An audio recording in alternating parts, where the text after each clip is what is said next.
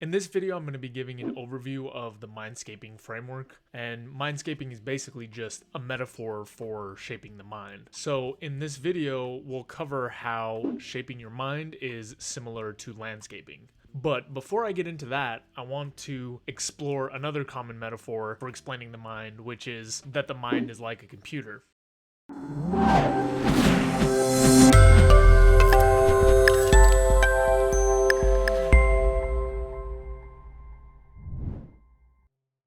Now, in reality, the mind is not really like a computer. The reason is, with a computer, when you program a computer, output is one-to-one to the input, which is to say that, given the same situation, as long as the hardware doesn't fail or something, you're going to get the same outcome.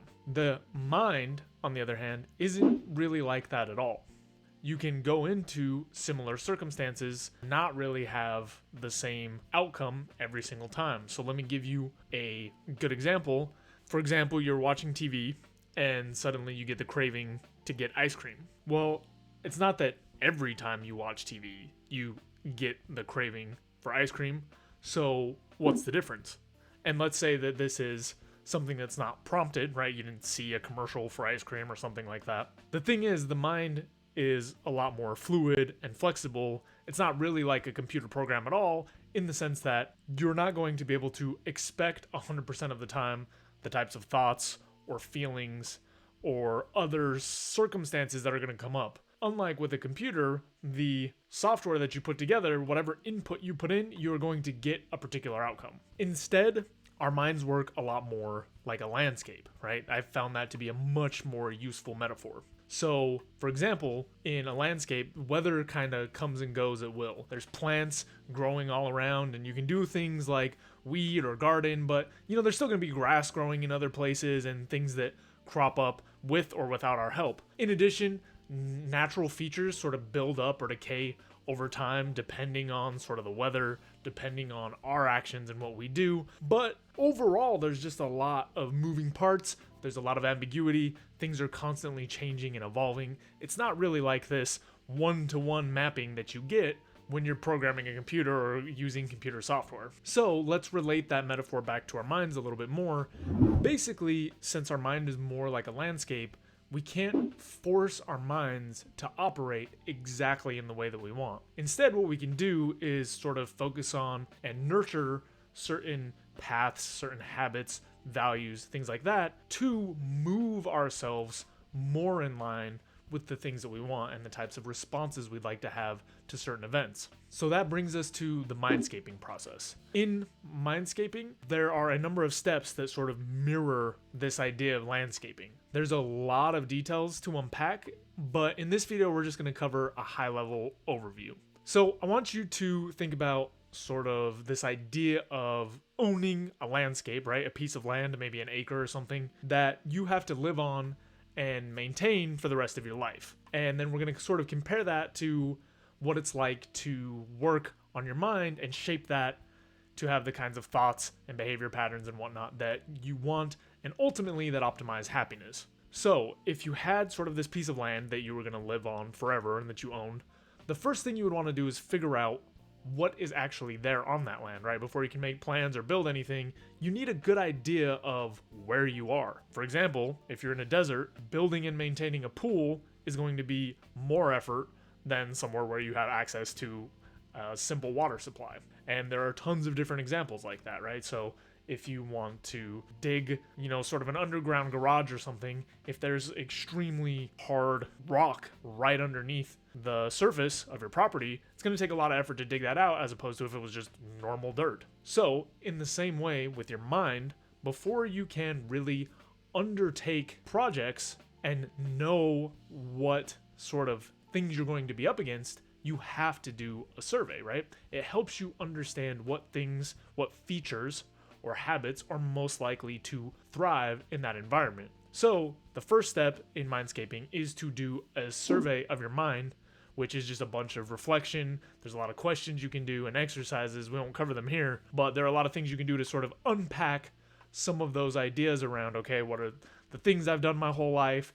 What am I naturally drawn toward? What do I tend to do if I'm stressed out or whatever the situation is. Once you've completed a survey of the property, the next thing that you would want to do if you were, going to live on it forever and make it as nice as you could is to build out a blueprint, right? You need an idea of what it is that you're going to build. You wouldn't just randomly start building stuff or you wander around and just take on whatever project looks nice, because in the end you wouldn't really be able to build, this really nice piece of property. The mind sort of works the same way. For us to really optimize our lives and become as happy as possible, we need a vision of where it is that we'd like to go. This is one of the things that really holds people back a lot, is they're unhappy with what they currently have but don't have a very clear idea of what they're actually trying to get to. They have this idea of be rich or something like that, but that's not a very clear or tangible project. That's not something that you can say, okay, this is what I'm aiming for exactly. So in this step, it's about really looking at what it is that you want out of life, what your values are, the kind of life that you want to live. And there are a number of exercises and tools that you can use to sort of build this out. And then seeing, what the different options are there and mapping out the difference from where you are to where you want to be, similar to making a blueprint for projects on a piece of land. Once you have a blueprint in hand, if you were going again to live on a piece of property, the next thing you want to do before really implementing all your plans is make sure that you have a place to stay and sleep comfortably, right? You need a home, you need some sort of foundation so that you have a place to recover from your project. So for example, if you were out building a garden, if you were to go, weed and dig holes all day and do all this kinds of heavy work and then just sleep on the ground and repeat that over and over again, you might make some progress, but it's not going to be anywhere near as productive as if you were to just go do the work and then have a place to stay. So the first project that you're going to want to tackle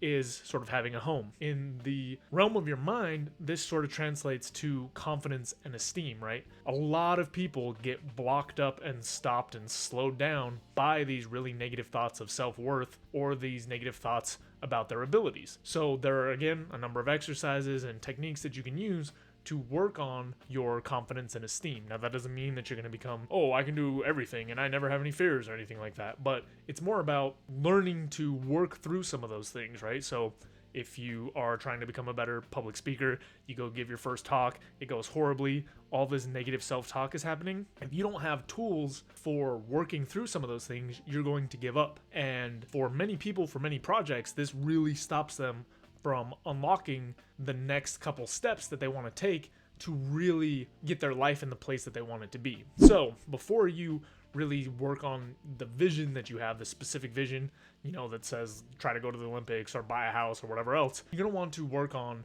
these internal pieces of confidence and esteem that allow you to pursue projects without being held back by your own mind. And this is a very, very common. It's so common that I felt it was important to include as a major step in the process. But let's say now that you have a house, right? You have a place, you have a home base, and you're trying to work on this property. Well, now you have to actually do the work to implement the blueprint that you've built out. You have to do the actual landscaping. And, you're going to need a bunch of different tools, and you're going to need to work consistently to get to the blueprint, right? To actualize that. In the same way, when you're working with your mind, if you want to change some of your thoughts, behaviors, patterns, you need to focus on ways of being consistent and the tools that you're using to actually try to achieve your goals. So this is broken down in two distinct blocks. The first one I'll talk about is action tools. And an action tool is the way that you actually try to complete a project. So for example, if you were losing weight, an action tool might be limiting your calorie intake,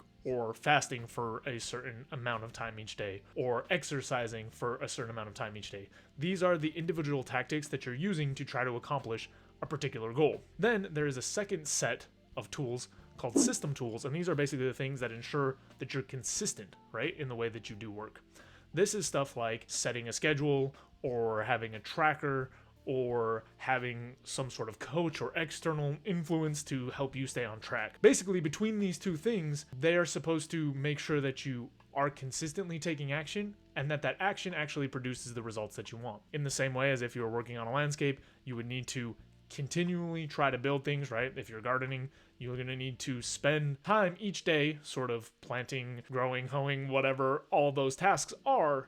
And then you also have to make sure that what you're doing in terms of, are you planting the right things in the right environment? Are you giving it the right amount of water? Those are the more action-oriented tools. So again, mirroring your mind back to sort of a landscape, there's a lot of parallels in the way that you actually execute the projects as well. Once you have finished a project, you move on to the next step, which is maintenance, right? And just like if you were making a landscape, if you made something like a shed, there are going to be things that you have to do from time to time to keep it up and running nicely, on top of the initial sort of building project that you have to undertake. A lot of our habits and activities and goals and things that we want to get done that improve our life work much the same way. So, for example, if you're eating healthy and that's your goal is to eat healthy, well, if you're not paying any attention to it, you're likely to slide back into your baseline, right? That's a lot of the time why you see sort of these yo-yo diets and things like that, is because these new habits are put in, but if they're not maintained, then they can kind of erode back to the baseline. It differs a little bit depending on what the habit is and how long you've done it and the way that you've hooked it up emotionally. Those are all details for the book or further into sort of this discussion, but those things are all important. And basically for Mindscaping, you have to spend some amount of time checking in on the things that you've already done to make sure that they're still in the place that you want them to be. Otherwise, you may face some sort of decay or erosion.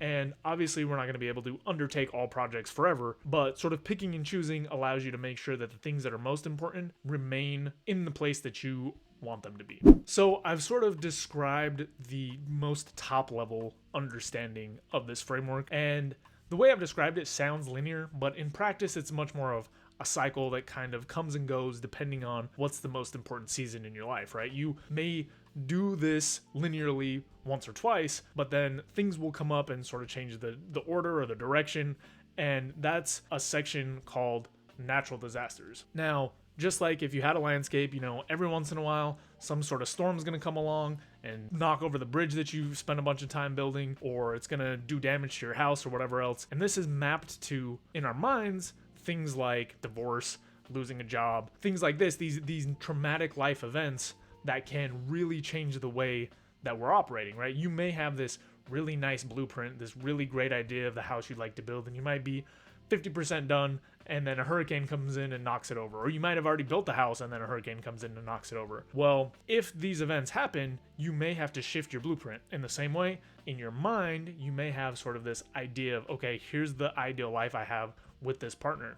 Your partner may leave for whatever reason, and then you now need to reimagine what your life looks like, right? So you kind of have to go through the steps of the process relevant to where you are. And since life itself is just sort of this ever-evolving, ever-changing entity, then there are many times where we can find ourselves using different pieces of this process to help bring us more in line with the lives we want to live and optimize happiness. So I hope that helps you understand a little bit about the Mindscaping process as a whole. Like I mentioned, there are a ton of details that we didn't get into here. There are all sorts of nuances around ways that you can do this, exercises, techniques, different individual aspects to pick apart, but that's far too much to cover in one video. So that's all we're going to have in this one, and I'll see you in the next one. Thanks for watching. If you enjoyed the video, please take a second to subscribe, as it really helps out a lot. If you're looking for more content, there's all sorts of information over at howtohappy.com, and if you want something a little bit more condensed and concise, I've also written the book Mindscaping, which is essentially a framework for optimizing happiness. So we'll have the link there as well, and that's all I've got. Thanks again. I'll see you next time.